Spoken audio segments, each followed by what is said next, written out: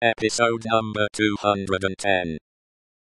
Customers entered, and the group was broken up.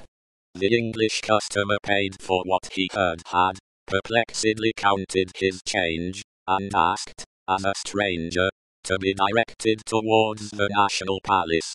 Madame Defarge took him to the door, and put her arm on his, in pointing out the road. The English customer was not without his reflections then, that it might be a good deed to seize that arm, lift it, and strike under it sharp and deep. But he went his way, and was soon swallowed up in the shadow of the prison wall. At the appointed hour, he emerged from it to present himself in Mr. Lorry's room again, where he found the old gentleman walking to and fro in restless anxiety.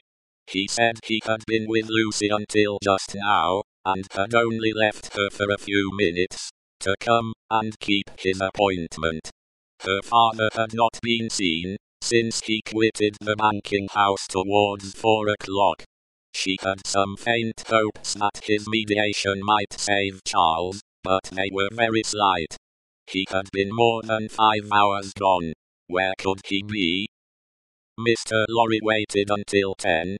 But, Dr. Manette not returning, and he being unwilling to leave Lucy any longer, it was arranged that he should go back to her, and come to the banking house again at midnight. In the meanwhile, Carton would wait alone by the fire for the doctor. He waited, and the clock struck 12, but Dr. Manette did not come back. Mr. Lorry returned, and found no tidings of him, and brought none. Where could he be?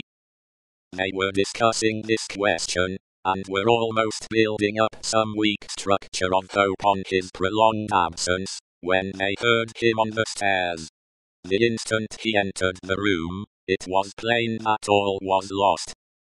Whether he had really been to anyone, or whether he had been all that time traversing the streets, was never known.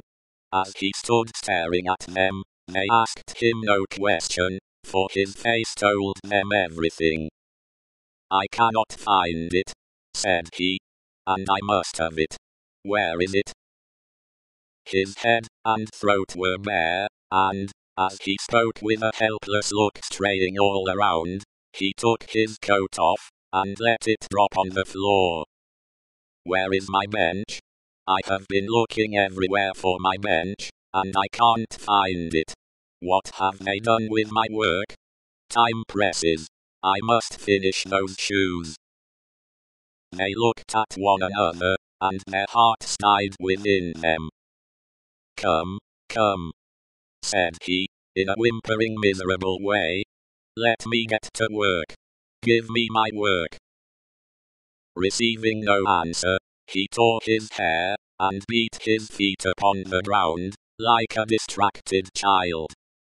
"Don't torture a poor forlorn wretch," he implored them, with a dreadful cry, "but give me my work.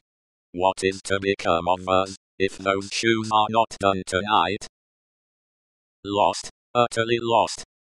It was so clearly beyond hope to reason with him, or try to restore him, that, as if by agreement, they each put a hand upon his shoulder, and soothed him to sit down before the fire, with a promise that he should have his work presently.